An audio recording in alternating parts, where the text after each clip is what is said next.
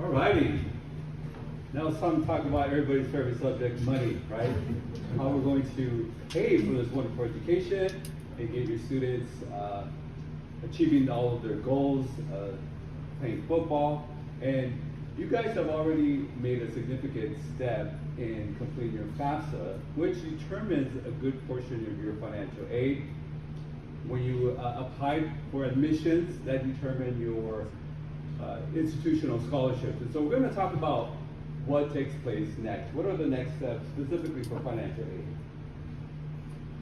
So all of you should have received this financial aid award letter that's generated by our office. So if we received your FAFSA, then we generated this award letter, okay? So a couple of things to take note of here is you're going to see a list of the institutional scholarships and grants from Whittier College, right? And that starts with the John Greenleaf Whittier Scholarship. That's based on your student's GPA, ranges from 22,000 to 38. This particular student got the Dean Scholarship based on their GPA, so they got $32,000. The good news for you and your families is that the John Greenleaf Whittier Scholarship is good for all 4 years, okay? It's not going to change. This is one of the questions I often get is, you know, my student's GPA went up the first semester, can we get a little bit more money? Unfortunately, these scholarships are locked in. I don't get a lot of students calling when the GPA goes down, right, and say, hey, how much is my scholarship going to get? Now, it doesn't happen. It's locked in for all 4 years, so you guys are good. And next, we're going to see a FAFSA bonus. If you complete a FAFSA, $1,000. Again, that's good for all 4 years. And then we're going to go into a residency or gateway scholarship. Residency is if you're going to live on campus, get that all 4 years. If you're going to commute and you graduated from a high school in Los Angeles or Orange County, you get a gateway scholarship for up to $2,500. And again, that you're locked in. Then we're going to start to look at the federal aid, okay? In some cases, it's state aid, but in most cases, the federal aid. So you're going to see a total of your financial aid awards, and then you're also going to see the direct costs. This particular example has living expenses, so room and board, okay? That also varies based on whether you're living in a single, double, or triple, and more importantly, football players, the meal plan, right? This is an estimated 15 meal plan, but everybody in here probably needs a 19 meal, right? I want you guys carving up and getting all your proteins in. And so you have a balance, right? A difference. And it says this is not your bill because, again, it's an estimate based on tuition and fees, but what varies is going to be your living and your meal plan. So it's an estimate. So the main thing we're going to focus on is how do we pay this, right? Because that's always the number one question we get is, you know, how are we going to pay this? What type of options do we have? So that's what we're going to take a look at. So before we get there are some required actions, okay?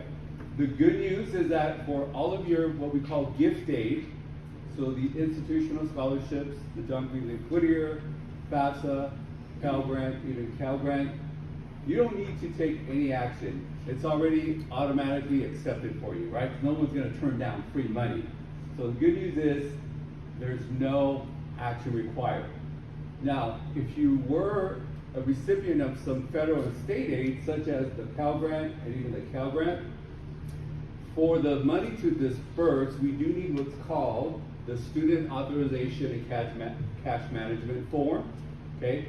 That gives us authorization to draw down the funds electronically from the state and the government and deposit them electronically onto your account. So it's a seamless process, right? So gift aid from the school, nothing to be done. Same thing with the gift aid from the state and government as far as action, as far as accepting it. You don't need to accept it, but you do need to complete this form. And then we get into the more complicated form of aid, which are the federal loans and even work study.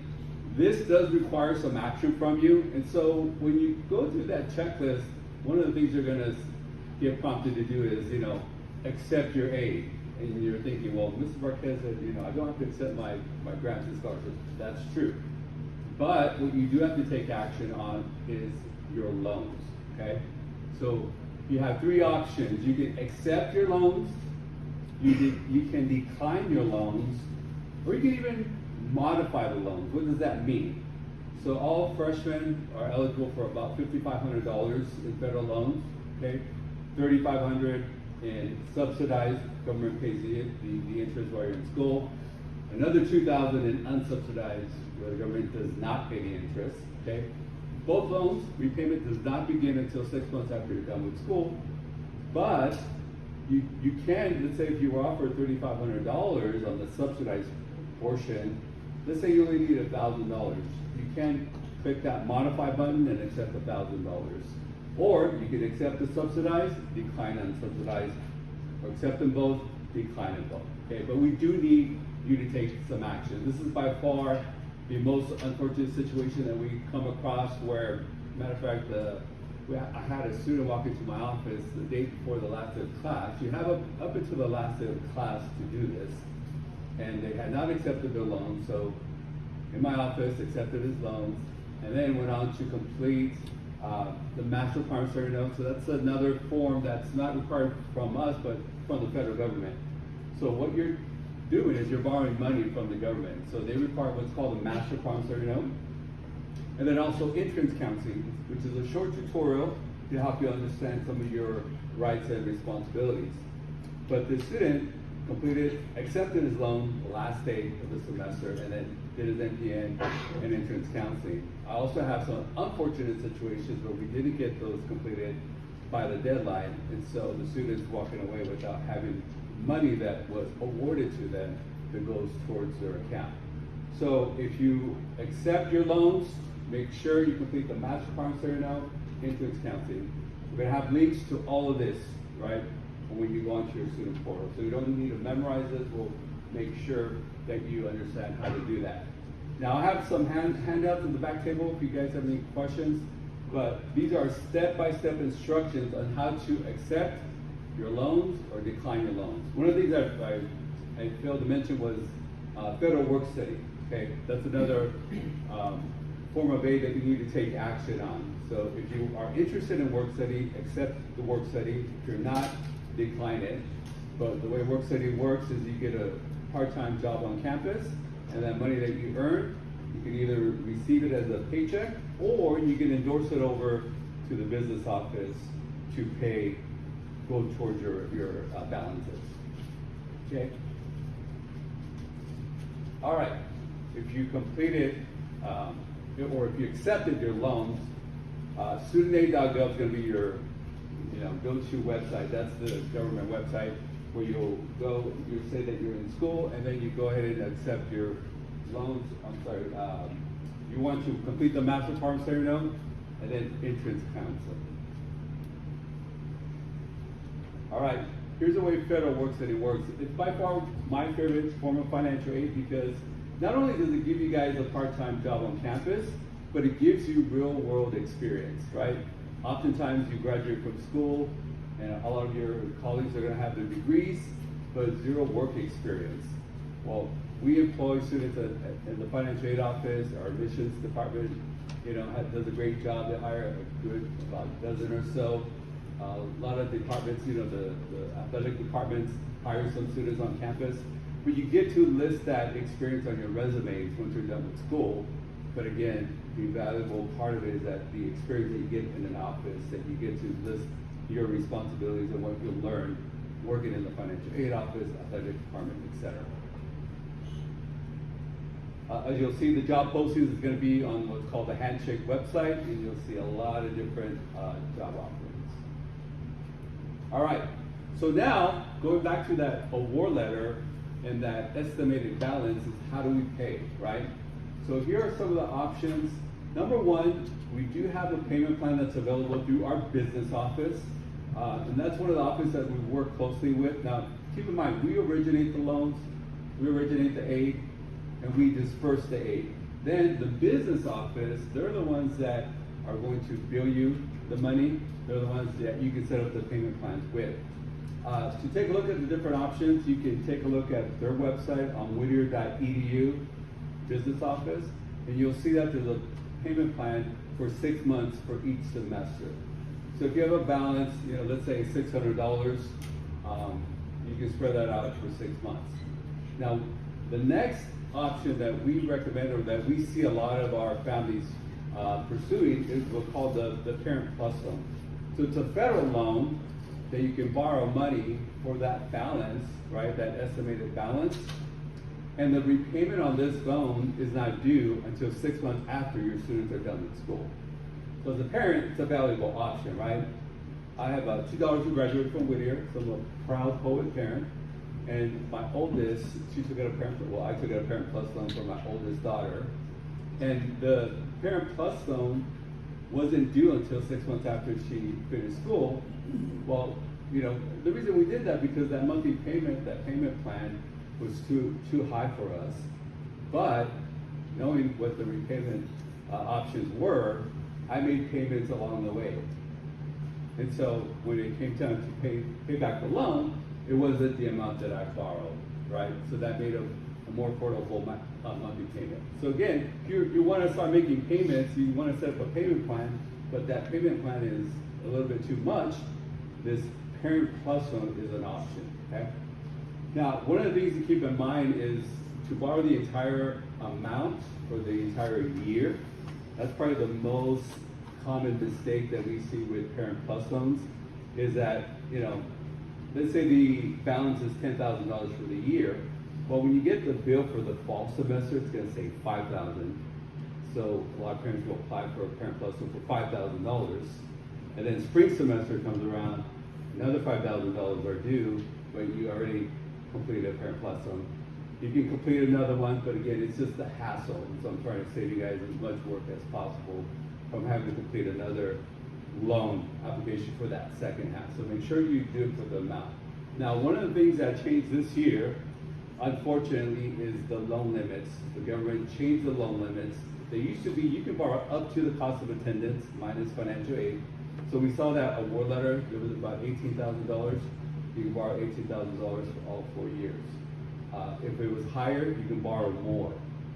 Now, the government has limited the loan amount, the annual loan limits to $20,000 per year. And then the aggregate, or the grand total is $65,000. That doesn't add up, right? That's 20, 40, 60, the last year, only $5,000. So it's gonna present some issues that 4th year, okay? So believe it or not, a better option has been the private alternative loans. Now this is an industry I came from, so I have a lot of experience here. And fortunately for you students and families, it's got a lot more competitive. As a matter of fact, the interest rate on the Parent Plus loans just increased to over 9%. Still a low rate, it's a fixed rate loan. It's good for all 4 years, so if you get locked in this year, parents, you'll get locked in for all 4 years. But if you have good credit, these private alternative loans could potentially have a significantly lower interest rate, okay? And a lot of them are trying to mirror the Parent Plus loan where you just apply one time and you renew it every year. They have what my favorite, feature on some of these is a cosigner release option. So the Parent Plus loans under the parent name, the private alternative loans are under the student's name, but they need a cosigner. So a lot of these banks and lenders have a cosigner release option, whereas when it's time to pay back the loans, 6 months once they're done with school, and the student makes payments on time for 24, I've seen 24, I've seen 36 months, the cosigner is released from the loan, okay? So it's 100% on the student. So that's a great option and great alternative to that Parent Plus loan. You're not gonna have the annual loan limits, and you're not going to have the aggregate loan limits, okay?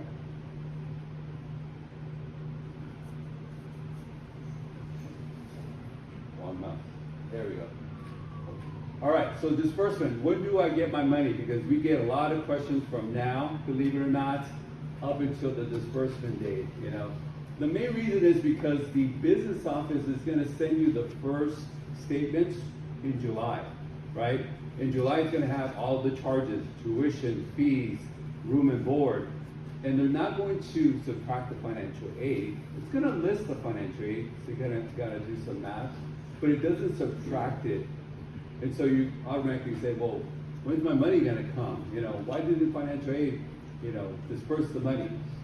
We're not able to disperse the funds federally because you have to wait until your first day of classes, okay? So we disperse it after the first day of school, which is this year, August 24th or something like that. So the money doesn't get dispersed. And believe me, the business office is just preparing you. There are no late charges at that time. And then they do the same thing in August, like the first week of August. So in July, you're gonna get a bill. In August, you're gonna bill. And you're thinking, you know, that's when our phones start ringing off the hook. When's that money coming in? You know, I did everything I was supposed to do, etc. And we can't officially disperse that money until after the first day of classes. Okay? So keep that in mind. Same thing for the second disbursement in the spring. All right, here's the only thing that you need to worry about as a student. It's called satisfactory academic progress, okay? There's two components that the government requires us to measure, and that's number one, you have to be enrolled in 12 units, okay? Number two, you have to have at least a 2.0 GPA. If you fail one semester, it's okay. The following semester, you'll get a warning.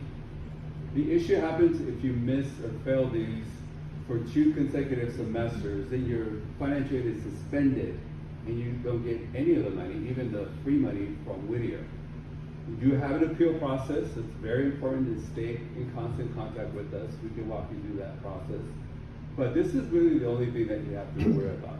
And again, if it happened one time, it's okay. It happened, you know, a couple of my daughters fell below that 12 units, not a problem. Next semester, you're okay. You start fresh. But it's 2 consecutive semesters where you fail one of these components and the financial aid is suspended. But again, we have an appeal process to get you off of this satisfactory academic progress. Okay? All right. Again, another question that I always get phone calls left and right, students walking into my office, do you have more money for me, right? And I pull out my checkbook and I say, how much do you need, right? Unfortunately, that's not the way it works, but there are a lot of scholarships out there, you know. Here's a couple of websites, scholarship websites. Let's start in your backyard with your communities, right? There's a lot of groups, Rotary Club, Kiwanis Club, Elks Club, you know, they're always looking to provide scholarships for students in their backyard that graduated from their local high schools, you know, or going to college in their communities. So do a Google search, you know, scholarships in my neighborhood, in my county, my city. Then there's a couple of scholarship websites, careeronestop.org and then salliemae.com. Have a couple of scholarship finders where you can filter and look for more money, apply for more money. It does take some work, right? I'm not going to say this is easy. It's very competitive, but if you can persist, you might get some money. And then you have, last but not least, scholarship search engines where you actually create a profile, with extensive series of questions, and what they try to do is try to find matches, right?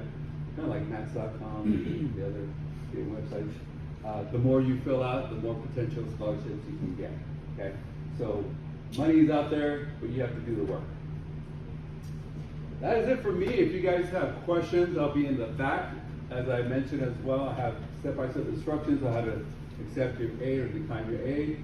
Welcome, welcome, welcome, and go Poets.